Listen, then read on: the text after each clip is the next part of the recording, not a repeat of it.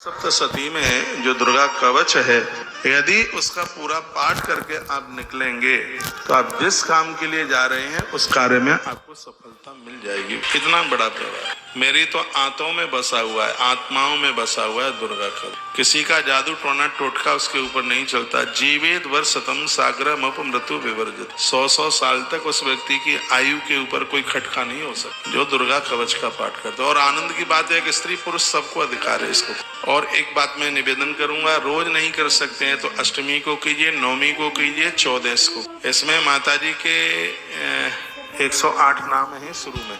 मंगलवार के दिन अमावस्या पड़ जाए और रात के समय उसका पाठ कर लिया जाए, माताजी की साधना सिद्ध हो जाए। इतनी बड़ी उसकी महिमा। तो पद्मेकं गच्छेतु दीक्षेत्वात्मना कवचेनावृतो नित्यं यत् तत्रैव गच्छति। यदि अपने शरीर का भला चाहने वाले लोग मनुष्य बिना कवच के कहीं एक पग भी न जाए, कवच का पाठ करके यात्रा करें। कवच के द्वारा सब ओर से सुरक्षित मनुष्य। एक बार के लिए सरकारी फौज उनके साथ लगा दी जाए तो घटना घट सकती है, लेकिन जो दुर्गा कवच का पाठ करके निकलता है उसके साथ कभी जिंदगी में कोई घटना नहीं घटेगी। पुलिस वाले एक्सीडेंट नहीं रोक सकते और ऐसी घटनाएं नहीं रोक सकते, लेकिन मैया का दुर्गा का ये कवच है, किसी भी प्रकार की कभी कोई दिक्कत। इतनी बड़ी महिमा दुर्गा कवच की है। जितने भी महान बाप टीवी पर सुन रहे हैं, मोबाइल में सुन रहे हैं, इस बात को ठीक से सुन लीजिए। नश्यन्ति व्याधया सर्वे लूता विस्फोटकादया। जिन लोगों को माताएं निकलती हैं, माताएं जानते हैं आप, चेहरे पर निकल आती हैं, कभी कभी तो चेहरा ही खराब हो जाता है, ऐसी माताएं निकलती हैं। तो जब भी किसी को माताएं निकलें तो आप दुर्गा कवच का पाठ सुना दीजिए। तत्काल 1 घंटा लगेगा नहीं, उससे पहले छूमंत रोके गायब हो जाएगी। ये इसी श्लोक में लिखा है जो मैं आपको बोल रहा हूँ। नश्यन्ति व्याधया सर्वे लूता विस्फोटकादया। संस्कृत के शब्द है मकरी, चेचक उसे बोलते हैं। बाद में वो चेचक का रूप धारण कर लेता है और चेहरा उसमें बिल्कुल खराब हो जाता है। तो मकरी फट जाती है, फुंसियां हो जाती हैं। एक बीमारी और है, वो मुझे कहना नहीं आ रहा है, वो है जिसमें फुड़ियां सी हो जाती हैं। पसूत क्या बोलते हैं पंडित जी, जिसमें फुंसी सी हो जाती है। तो लिखा है, वर्णन किया है, मकरी, चेचक और कुष्ठ रोग बड़ी भयंकर बीमारी है।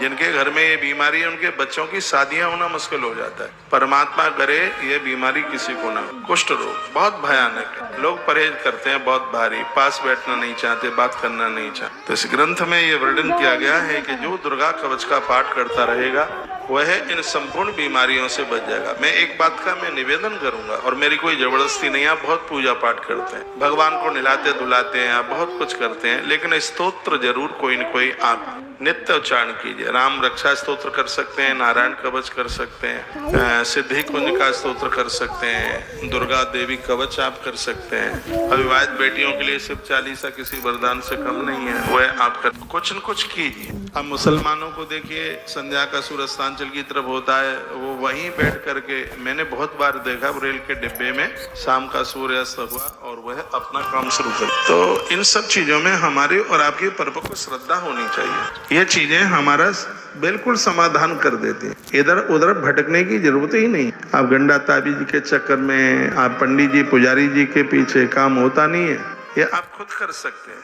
ऐसे आप दुर्गा कवच संस्कृत में नहीं पढ़ पाते, हिंदी में पढ़ लीजिए। इसमें थोड़ा स्वच्छता शुद्धता का तो ध्यान रखा ही जाता है। सुबह नहा धो करके थोड़ा सा दिया जला लो, 5-7 मिनट लगती है कवच को करने में। पहले कवच का पाठ करें, फिर रुद्राक्ष की माला पर और एक माला। दीदी आप बहुत गलत बैठ गए, ठीक नहीं बैठे, और थोड़ा सा पीछे हो जाओ, कैमरा घूमने में दिक्कत नहीं, यहीं से थोड़ा पीछे। अब इनको ठीक नहीं लगेगा, कहेंगे मैं हटा दिया, थोड़ा सा और पीछे। देखो यही तो होगा। मेरा निवेदन है, कथा शुरू होने के बाद फूल पत्तियां आप लेके आते हैं, अपने पास रखिए, और आरती के बाद तो सब लोगों को ऊपर आना ही होता है, उस समय चढ़ा दीजिए। थोड़ा ध्यान भी भटकता है, फिर ये लगता है कि आप तुलसी चढ़ा रहे हैं कि नोट चढ़ा रहे हैं, तो फिर ध्यान उधर चला जाता है। तो काहे को हम ध्यान उधर उधर, हाँ नोट भी चढ़ाएंगे तो भी हम रोक देंगे आपको कथा के बीच में। कथा ही तो हमारी प्रमुख बात है। लोग ये कह करके कम थोड़ी ऐसा नहीं आएंगे कि चंदा मांगने के लिए कौशिक महाराज आए हैं, चलो चंदा देने के लिए, ऐसा तो कोई बोलता नहीं है आप में।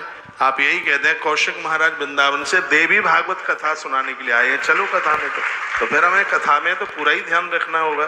देखो ये माताएं कितनी अच्छी हैं, पीछे से आ रही हैं, सबसे पीछे बैठती हुई जा रही हैं, तालियां बजाओ इनके लिए पहले। ये नियम है, सिस्टम है, ये होना चाहिए। जब हमारी राम राम जी ले लो, बैठो, जगह छोटी पड़ेगी, अभी तो आज सेकंड डे है, बैठिए।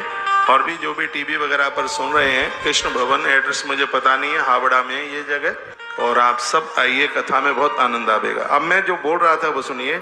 नश्यन्ति व्याधिया सर्वे लूता विस्फोट कादया स्थावरम जंगमम चैव कृतम चापि यदृशम।